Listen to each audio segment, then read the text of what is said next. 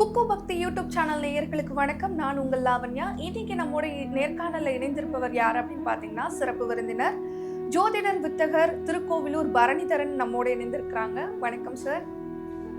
Sir, அடுத்ததா சிங்கம் மாதிரி கெத்தா இருக்கக்கூடிய சிம்ம ராசி அன்பர்கள், அவங்க பார்த்தீங்கன்னா பொதுவாகவே ஈகோயிஸ்டா இருப்பாங்கன்னு சொல்லுவாங்க. அதுக்கப்புறம் மற்றவங்க எல்லாருமே பாராட்டணும் அப்படின்னு நினைப்பாங்க சார். ஸோ இவங்கள பற்றின அந்த ப்ளஸ் பாயிண்ட்ஸ் என்ன, மைனஸ் பாயிண்ட்ஸ் என்னன்னு சொல்லுங்க. ஈகோன்னு சொல்லாதீங்க, தான் முதன்மையான இடத்தில் இருக்க வேண்டும். அது ஈகோ கிடையாது.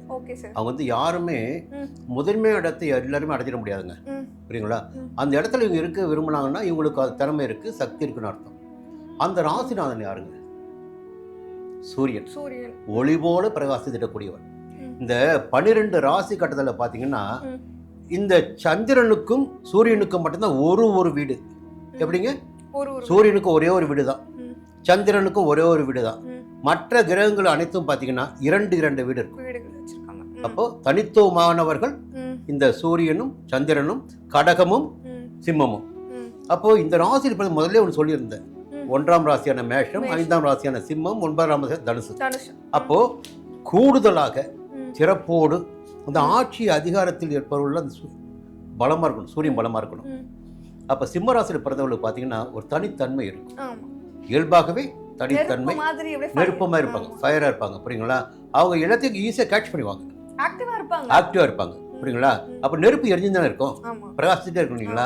இப்போ இந்த இப்படி அப்படி ஊசலாட்டங்கள்லாம் இல்லாமல் இப்படித்தான் இதுதான் என்பதை சிம்ம ராசியில் பிறந்தவர்கள் உறுதியாக இருப்பாங்க. இப்போ இந்த நேரத்தில் பார்த்தீங்கன்னா திங்கட்கிழமை, செவ்வாய்க்கிழமை, புதன்கிழமை காலை வரை ஜீவனஸ்தானத்தில் சந்திரன், வருமானம் இருக்கும், தொழில் மீது அக்கறை இருக்கும், உத்தியோகத்தில் நிம்மதி இருக்கும், புரியுங்களா?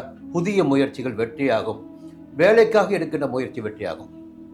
இந்த வாரம் பார்த்தீங்கன்னா திங்கட்கிழமை, செவ்வாய்க்கிழமை, புதன்கிழமை காலை 11ஆம் இடமான லாபஸ்தானத்தில் சூரியன்.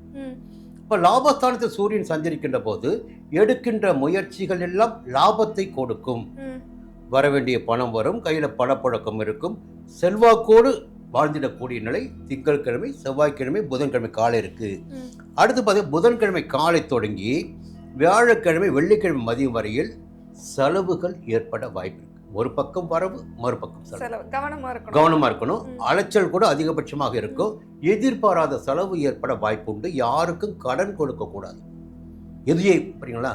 அடுத்து பார்த்தீங்கன்னா வெள்ளிக்கிழமை மதியம் தொடங்கி சனிக்கிழமை, ஞாயிற்றுக்கிழமை ஜென்ம ராசிக்குள்ள சந்திரன் கொஞ்சம் குழப்பத்திற்கு இடம் கொடுக்காமல் செயல்பட வேண்டும். இது நெருப்பு, அது நீர் தான் நெருப்பு அணைச்சிடும், புரியுங்களா? நெருப்பு நீர் அணைக்க முடியாது.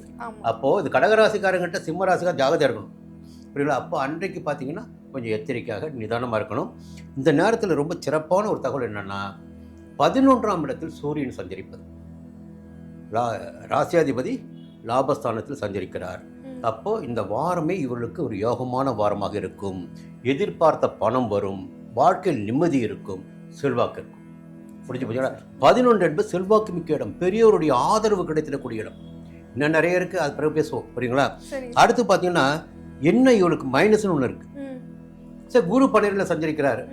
குரு 12 சஞ்சரிக்கின்ற போது விரைய செலவுகள் ஏற்படும், சுப செலவுகளாக இருக்கும். அதே நேரத்தில் 12ஆம் இடத்தில் சஞ்சரிக்கின்ற குருவால் ஒரு நன்மை ஏற்பட போகுது. இந்த அஷ்டம சனி இருக்கார் பாருங்க, அந்த அஷ்டம சனிக்கு குருவுடைய 9ஆம் பார்வை கிடைக்கும். அப்போ சனியுடைய பாதிப்புகள் என்பது, சனியுடைய பார்வைகளால் ஏற்படும் பாதிப்புகள் என்பதும் இவர்களை நெருங்காமல் போகும். அதுவே நல்லது தானே, புரியுங்களா? சுப செலவு தான் ஏற்பட போகுது. சனியுடைய சங்கடங்கள் எல்லாம் விலக போகுது. அடுத்து பார்த்தீங்கன்னா 4ஆம் இடத்தையும் 6ஆம் இடத்தையும் குரு பார்த்துடுவார்.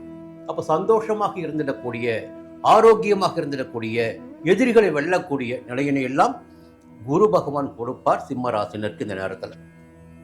அதுக்கு மேலே பார்த்தீங்கன்னா சுக்கிரனுடைய சஞ்சாரம் 12ஆம் இடத்துல, கையில் பணப்பழக்கம் இருக்கும், பணப்பற்றாக்குறை என்பது நிச்சயமாக இந்த வாரம் இருக்காது. புதனும் சாதகமாக சஞ்சரிக்கிறார்.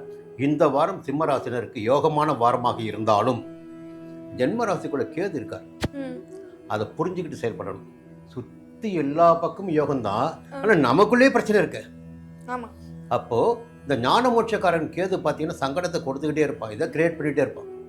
அப்போ ரொம்ப ஜாக்கிரதையாக எல்லா விஷயத்திலும் கவனமாக இருக்கணும். புதிய நட்புகள் விஷயத்திலும் ரொம்ப கவனமாக இருக்கணும். முடிந்தவரை வாழ்க்கை துணையை அனுசரித்து போவது என்பது நன்மை ஏற்படும்.